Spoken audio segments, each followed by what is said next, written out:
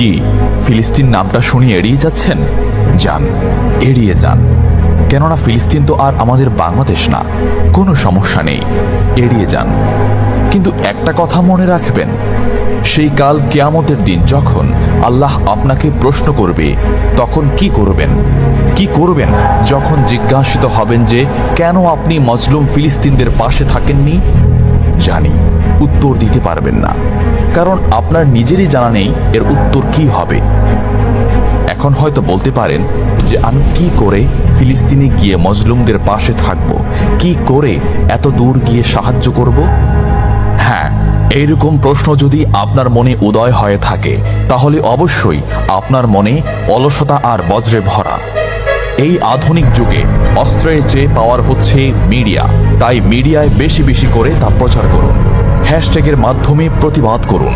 এই ক্ষুদ্র প্রতিবাদ একদিন অনেক বড় প্রতিবাদ হয়ে দাঁড়াবে। বিজয় একদিন ইসলামেরই হবে ইনশাআল্লাহ। এটা আমার কথা নয়, এটা এই মহাবিশ্বের প্রভুর কথা।